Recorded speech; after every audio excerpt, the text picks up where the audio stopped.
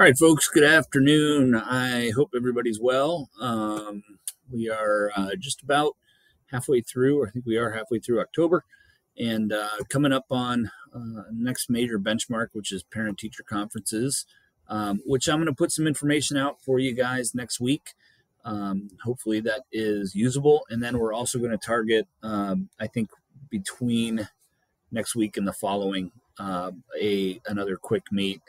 No more than 20 minutes tops meeting. But what I wanted to talk to you guys about today, because I know this can be a area of confusion from time to time, it is Evaluise. Okay, so everybody who is, doesn't matter what your role is in the district, everybody's in the district is using the same system.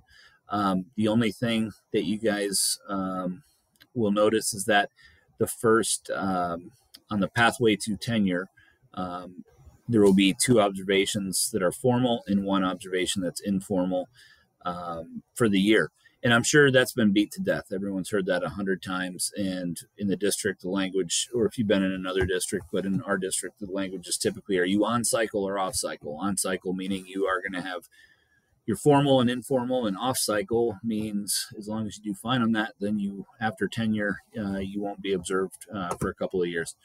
At any rate, Evaluise, I'm sure you guys have all been there because I think there were some benchmark due dates, but there is some stuff that I find confusing when we went to this system, and I think it's really, for me, it's the language. And so I put this little thing together in hopes that this might make some sense. And I'm not going to go ahead and put it in slideshow because then I'll have to keep, because if I bounce back and forth here, I'm going to have to keep closing this out. So the three things that we're responsible for, and I think that this is what makes it confusing, is that the names are stupid. Domain 4, Type 2, growth goal and instrument, and then the Type 3 midterm growth assessment. Type 2 is simply the pretest that is the district pretest at the beginning of the semester and the final exam. Okay, so the Type 2 growth and assessment is pretest and final. Why don't they call that the Type 1? I have no idea. And then the second one is called the Type 3 midterm growth and assessment. This, simply put, is the same thing. It's not the same test, it's the same format. In which case we're going to give a pretest to the students at the beginning of a unit, and then we are going to, after the learning has been done or accomplished, we're going to give them another exam, it could be a unit exam. So in this case, mine is over the course of like a 2-week unit. It's a test that I wrote, and it's a test that's easy to grade. So that's that. Then we get into Domain 4, professional responsibilities. Okay, so last year when I was a building mentor, I had people asking me questions about this all the time. And everyone was going to Domain 4. What's Domain 4? What do I have to do for Domain 4? And I said, really, this is honestly the last thing. Oh, nice spelling here. But this is the last thing you have to do, really, for the year. So if I look down here, your Evaluise, your dashboard should look just like mine. And I am on cycle this year. So there should only be two things, but they double loaded student growth, action plan, and reflection. This one I never did any. This could be deleted, but I do have content in here, as you can see, and I have content in here. So let's go to Domain 4. The one that I said is the one that you can wait till the end of everything. This would be, I mean, they do want it submitted, but this is sort of the last thing that'll be looked at in springtime paired with your final evaluation, okay? This right here, Domain 4, if we go to in the Danielson evaluation model, which is what we use, I don't want that. I wanted rubrics. I want teacher. So the Danielson evaluation model is used all over the country, very popular one. If you go down to Domain 4, professional responsibilities. So this is like the last thing. First one is planning and preparation. Second one is classroom environment, right? Those types of things. Professional responsibilities. So I told last year, I said to the people that I was working with, typically what you want to just insert in there, and as it's kind of says right here, What do I want to include? Home runs, personal victories, things that where you grew individually from beginning of the year to the end of the year along the way, things that you have done, maybe worked with other people, collaborated with other people, just created good relationships as a new person in the building with other people. And then mentioning things maybe that you've done for the school, coaching, chaperoning, clubs, activities, just attending events. Attending an event is something that to me I think is super positive, that not enough people do. Okay. So in the domain 4 reflection form, I'm not going to, you can go see this on your own. Okay. Some of this is, I, I would say every evaluator is different. For me, I would say bullet points are fine. Okay. Bullet points are more than enough. In fact, I've probably written more in here than I really need to. Okay. I would say also personalize this. Okay. Like, how do I maintain formal and informal records? There's stuff in here that, that might be personal in terms of the way that I do things in my class, like individual communications, or, one thing I do is I send video updates home to parents. And the reason I use that is because they can listen to it in their car on Bluetooth. So that would be something about my contribution. Okay. Growth and development, whatever. This stuff, again, evolves over the year. So if you're doing some stuff that is a winter or a spring activity, add it along the way. Along the way here, if you see, there's something that says artifacts. So if there's something that was sort of like, if you got a super nice letter or something from a parent or from another teacher or whatever, an artifact is going to be anything that you want to use to add support to that. So in this case, I've got some artifacts here from previous observations, but I'm going to go ahead and, let's say I wanted to take something, a lesson or something that I've developed, I could just save it in here. You just add it. This would just be like a file upload. And then let's say you want to connect it to your evaluation. All you do then is click it and click link files to evaluation. Okay.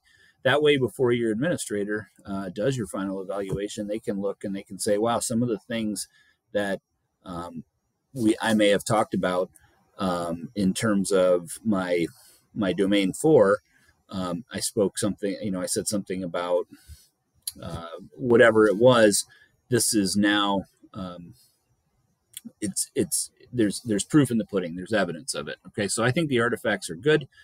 Again, type 2, simply put, like I said, pre-test and final. There's going to be, I'm setting up a drive. You're going to see this, and I'm going to post this so you have it, because it's buried in some places. In some places, maybe your administration has put it somewhere front and center. It took me a little bit to find it, but you're going to have a spreadsheet which looks like this. Instructions can't be simpler on this. You're going to just literally type your roster into all of this. I did find a way to import a roster once, but I think I could type it in faster. You're going to put your pre-test scores in. You're going to put your post-test scores in. This is where they're going to want to see that, and this is computed for you. There's already formulas in the cells that are going to make this happen, and this will all get filled out. So you do one of these right now. Mine is generically saved because I just opened it. But once I'm all done, I'm going to save this one for the type 2 assessment. In other words, the pre-test and the final exam. I'll call this like McGahee type 2 data. And then I'm going to do save a copy of it and modify it for my type 3 assessment. Okay, so again, with all that stupid language about it, what's the type 3 assessment? The type 3 assessment is the midterm growth assessment. So simply put, again, it is just a test that you're going to use, something that you can use as a pretest. In picking a pretest, in picking a unit, again, generally speaking, the best thing that we can do is pick something that the student has zero prior knowledge about, if not very, very little. Okay. And I think the debate can be had as to whether this really actually effectively measures how well we're teaching. I don't believe to say that because a person knew nothing on day 1 and quite a bit on day 90, that there's that a lot of growth has happened. I think that's natural.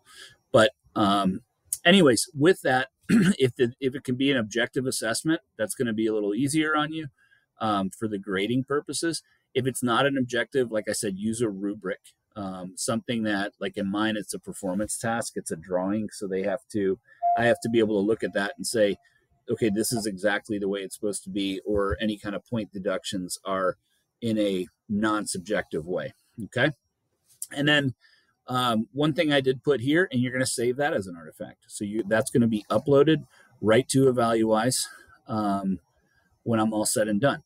The student growth goal, action plan, and reflection, if it will open. These things, again, pretty easy. Bullet pointed. Now it says identify the second type 3 student growth goal and assessment. You don't have to do a second one. Unless an administrator explicitly asks you, you just do the pretest final and then one other pretest and assessment somewhere in the middle of the semester. Just passing the 9 weeks is probably a good time to make sure it's done. And again, bullets, pictures, less is more in this case. What about omitting a student? That question, people they get too stressed out about it. If I have a student who wasn't here on a pretest day, if they're here the next day or the following, I might ask them to take the pretest. If it goes beyond that, if it was a long-term absence, I'm going to omit that student. If they missed an extensive amount of time over the course of the semester, I might omit that student. You could have some information, like something, ELL student, like it can't omit kids just because they have a accommodation, but there could be some extenuating circumstance based on the accommodation. I had a student one time who basically had to take the class as an audit and somehow got credit, pass, fail, or pass on. I can't remember what it was. So just use best judgment, ask a DC or something else if you need to, but it should be pretty common sense, pretty much common sense if you have to do that. And then what else? So add them as artifacts. Any questions you guys have about this? I've not seen anything from the district that breaks it down quite this simply. And I know that people, again, some people I was helping last year were just going, what's my type 2? What's my type 3? Whatever. So I'll post this. I will create this Google Drive, and I'm going to probably get rid of these spaces because I think email and the Drive is a good place to keep things anyways. Okay. That's my info for the week. Please share with me if it's something that you can use or you found helpful, or if there's a continued extension question you have about any of this. Okay. All the best.